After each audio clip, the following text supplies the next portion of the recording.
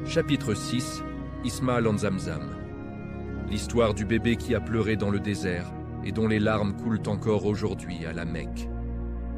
Après le sacrifice avorté, Allah donna à Ibrahim une nouvelle épreuve, encore plus dure que le feu. Une épreuve qui allait changer la face de la terre pour toujours. Un jour, Allah lui ordonna « Prends Hadjar et ton fils Ismaïl et emmène-les dans une vallée stérile, sans eau, sans végétation, sans aucune âme qui vive. Laisse-les là. » Ibrahim, le cœur brisé, obéit. Il prit Hadjar, encore jeune et belle, et le petit Ismaïl, qui commençait à peine à marcher. Ils traversèrent des centaines de kilomètres de désert brûlant. Arrivés dans une vallée entourée de montagnes arides, là où se trouve aujourd'hui la Mecque, Ibrahim posa le bébé par terre, donna à Hadjar une outre d'eau et un sac de dattes, et tourna les talons. Hadjar courut derrière lui. « Oh Ibrahim, où vas-tu? Tu nous laisses dans cette vallée où il n'y a ni homme, ni plante, ni eau. » Ibrahim marchait sans répondre, les larmes coulant sur sa barbe. Elle répéta 3 fois. À la fin, elle comprit et demanda la seule question qui comptait. « Est-ce Allah qui t'a ordonné cela ?» Ibrahim s'arrêta, se retourna et dit simplement « Oui ». Hadjar sourit à travers ses larmes et répondit la phrase la plus puissante jamais prononcée par une femme seule dans le désert.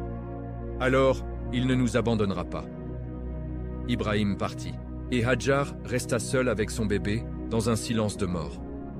Les jours passèrent. L'outre se vida. Les dattes finirent. Ismaïl, âgé d'à peine quelques mois, commença à pleurer de soif. Pas les pleurs normaux d'un bébé. Des pleurs déchirants, secs, désespérés.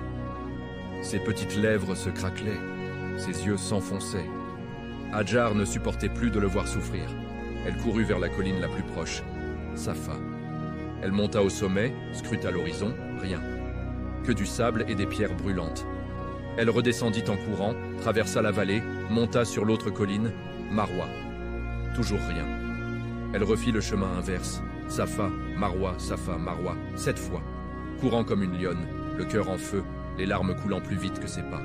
Au 7e trajet, épuisée, à bout de souffle, elle revint vers son bébé. Et là, miracle. Le petit Ismaïl, dans sa détresse, frottait ses talons par terre.